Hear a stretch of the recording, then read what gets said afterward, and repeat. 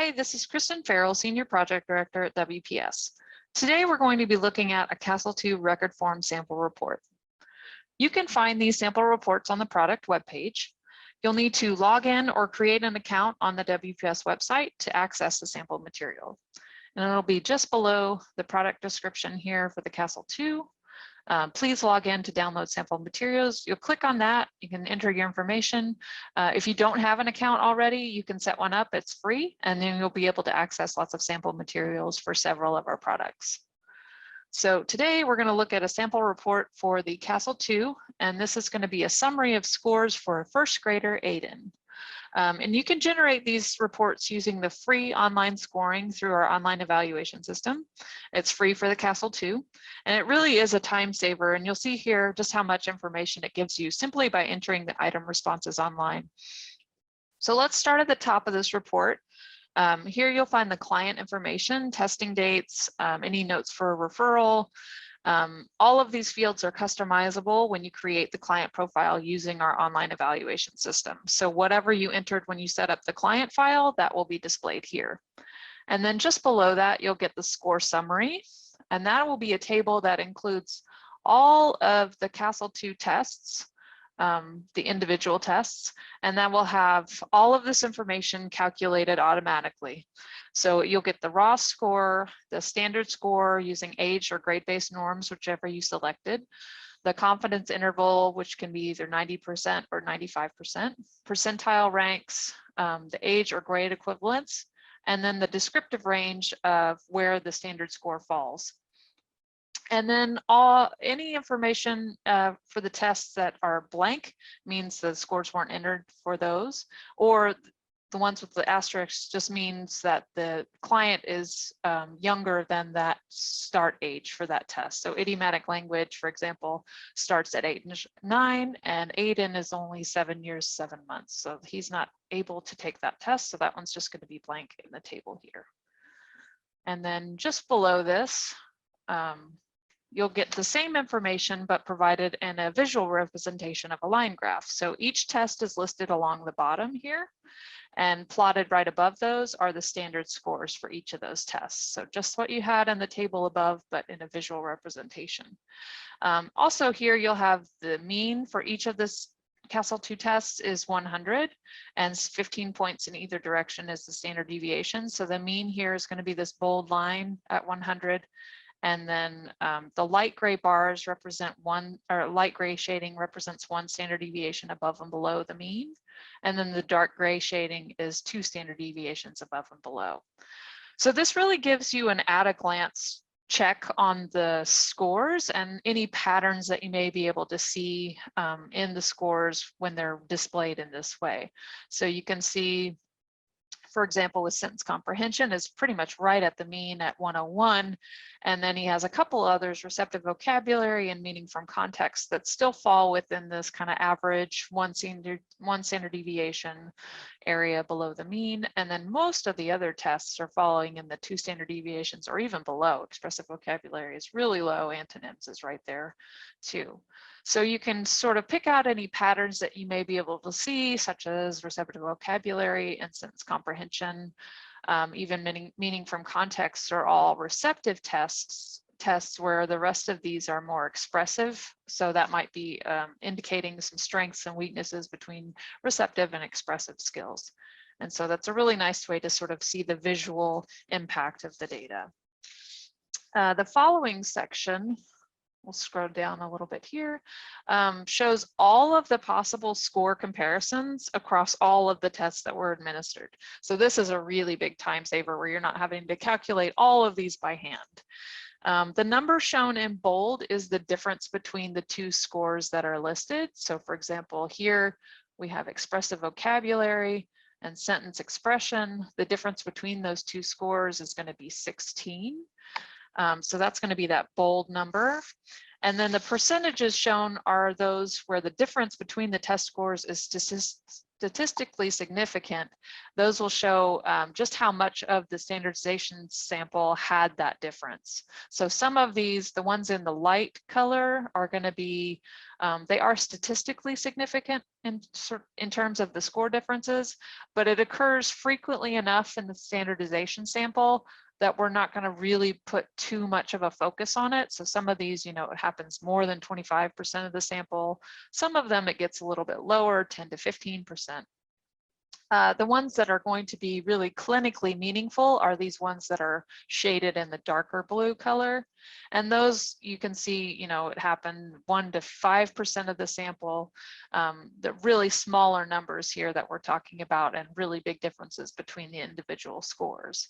So those are actually going to get pulled out for you in the next table, where we have all of the clinically meaningful comparisons. And those are going to be listed for each individual comparison that was statistically significant and also occurred really infrequently in the standardization sample. So that really just highlights the individual tests that might be a strength versus a weakness, because there is such a discrepancy between the scores.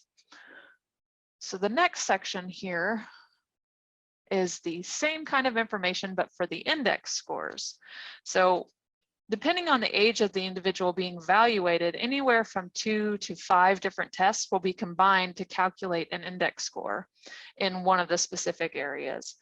And these aren't simply averages, but rather we really examine the entire distribution across the standardization sample using these sums of standard scores that load into each index across 5 different age groups to determine normative scores.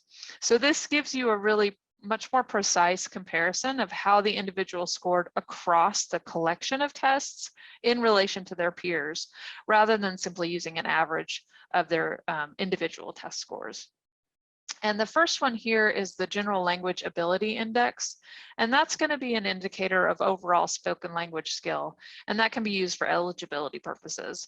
The receptive and expressive language indexes they give insight into those particular areas, and they really isolate either speech production, expression, or comprehension and receptive skills, and they look at them separately.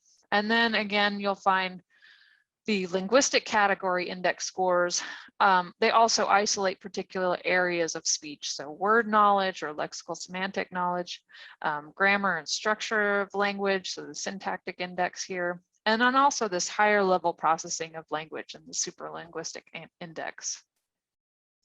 So after that table, again, you'll get a line graph to sort of give you a visual representation of the scores. And again, you'll have the mean here in the middle with the 1 and 2 standard deviations above the mean shaded in different colors here. And then also you'll have the all possible comparisons among the index scores. So these will again be highlighted in different colors. The darker color is the one that's going to give you the more clinically meaningful difference. And those will be pulled out in the next table here, where it'll show you all of the differences where you did have a statistically significant difference, and then also it's a very small percentage of the sample that showed this kind of difference between the scores. The next section gives you a little bit of our item analysis information, and that is just going to be where each of the items that you administered, you can see if the individual scored correct or incorrect on the item. So the correct is going to be a plus sign and the incorrect minus sign.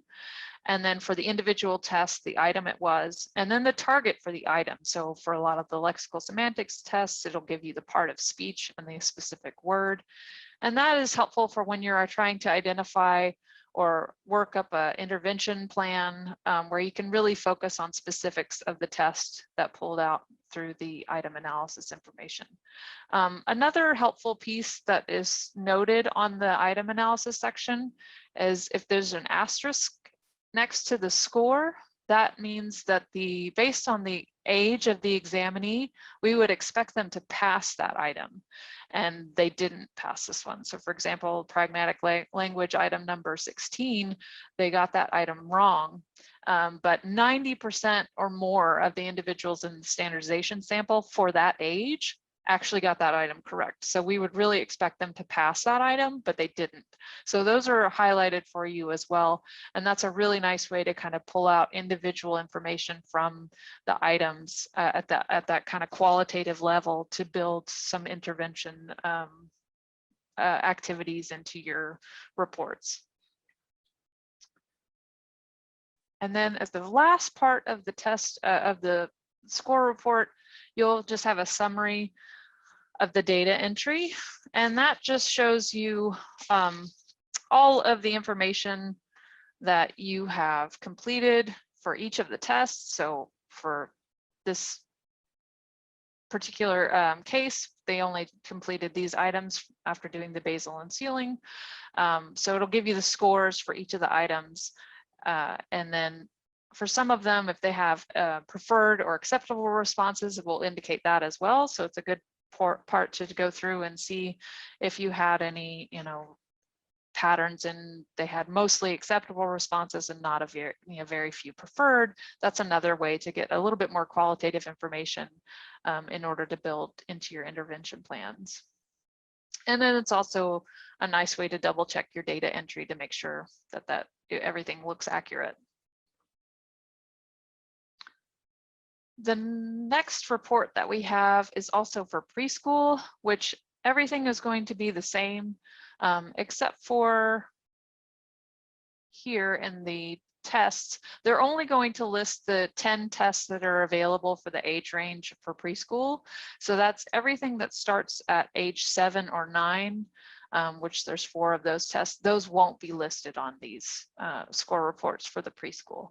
But otherwise, it will give you all of the same information with the line graphs and tables for all of the comparison, as well as item analysis at the end and data entry as well. So I hope you enjoyed seeing more of what our free scoring reports offer for the CASL 2. And thank you so much for joining us today. Be sure to click the links to related videos in the description below or visit us at wpspublish.com. See you next time.